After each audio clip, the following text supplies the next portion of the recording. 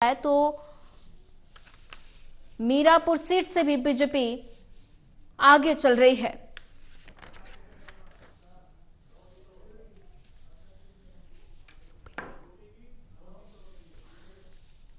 और वहीं इसी पर ज्यादा अपडेट देने के लिए हमारे साथ आकाश शेखर शर्मा ब्यूरो चीफ जुड़ चुके हैं। आकाश, उत्तर प्रदेश के 9 विधानसभा सीटों पर उपचुनाव लगातार जारी है और ऐसे में लगातार बीजेपी कई सीटों पर बढ़त बनाए हुए है, तो ऐसे में मुकाबला कितना दिलचस्प नजर आ रहा है?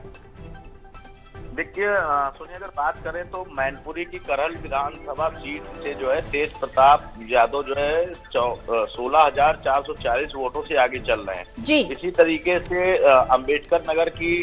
जो कटेरी सीट है वहां से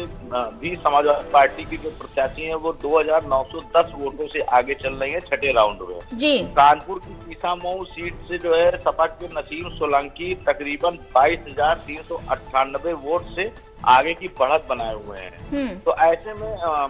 जो मिर्जापुर की बात करें तो वहां पर बीजेपी बढ़त बनाए हुए है और कहीं ना कहीं बीजेपी के जो वोट का जो अंतर है समाजवादी पार्टी के प्रत्याशियों से तो बहुत ज्यादा का अंतर नहीं दिख रहा है, तो कांटे की टक्कर दिखाई दे रही है समाजवादी पार्टी और बीजेपी की कई सीटों पर। जी, अगर बात की जाए तो कटेरी विधानसभा सीट का आपने यहाँ जिक्र किया, तो कटेरी विधानसभा सीट पर भाजपा, सपा और बसपा के बीच तीनों के बीच त्रिकोणीय संघर्ष देखने को मिल रहा है और ऐसे में भाजपा ने पूर्व कैबिनेट मंत्री धर्मराज निषाद को मैदान में उतारा, तो ऐसे में मुकाबला कितना दिलचस्प नजर आ रहा है?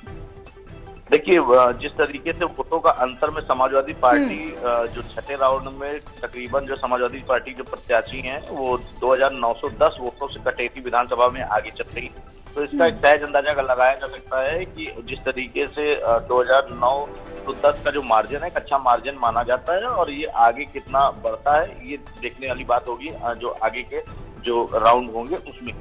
मैनपुरी की करल सीट में जो है समाजवादी पार्टी के जो प्रत्याशी हैं उन्होंने 16,440 वोटों से एक अंतर से आगे चल, मतलब बहुत बड़ा अंतर इसे कहा जाएगा 16,000 का। मिर्जापुर में 7वें राउंड में जो है जो मौर्य है उनको तकरीबन 18,608 वोट मिले हैं और वहां पर जो समाजवादी पार्टी पीछे चलती है भाजपा से। हालांकि बसपा भी 7,339 मत आए हुए, लेकिन 5,081 मत से बीजेपी प्रत्याशी मौर्य जो है आगे चल रही है। जी जी। तो ऐसे ही प्रयागराज की फूलपुर सीट की अगर हम बात करते हैं तो बीजेपी के जो है प्रत्याशी दीपक पटेल अब जो है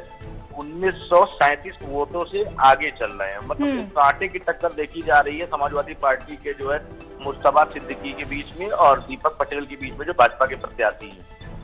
मुजफ्फरनगर की जो